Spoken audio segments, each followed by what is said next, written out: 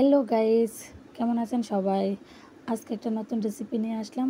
কচুরমুখী cake কীভাবে রান্না করেন সেটা আমি জানি না, কিন্তু আজকে আমি যেভাবে রান্না করব তো ওইভাবেই আমি সবসময় রান্না করি। তো প্রথমে আমি মুখিগুলো পানি দিয়ে কড়াইয়ের মধ্যে একটু লবণ হলুদ দিয়ে ভালো করে সিদ্ধ করে নিয়েছি। এখন এগুলো আমি ঢেলে নেব, নিয়ে মাছগুলো আমি ভেজে নেব। প্রথম থেকে লাস্ট পর্যন্ত ভিডিও দেখতে থাকুন।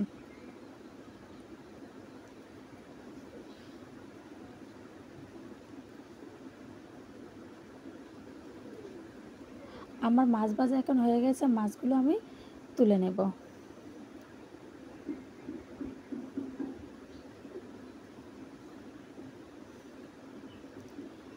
মাছ ভাজা হওয়ার পরে যেই তেলটা ছিল ওটার মধ্যে আমি দিয়ে দিলাম মুখিগুলো,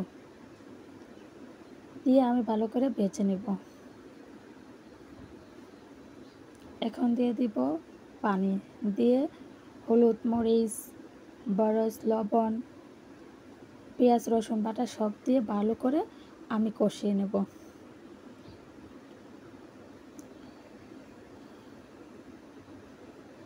এই যে আমার কষানো হয়ে গেছে, এখন দিয়ে দিব ঝোলের জন্য সে পানি।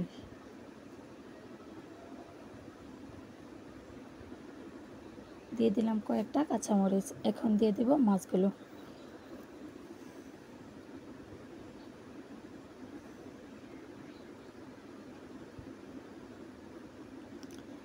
আমার তরকারি হয়ে গেছে, এখন দিয়ে দেব ধনিয়া পাতা। ধনিয়া পাতা দিয়ে 2 থেকে 3 মিনিট আমি জাল করে নেব। এই যে হয়ে গেছে আমার তরকারি রান্না। কে কীভাবে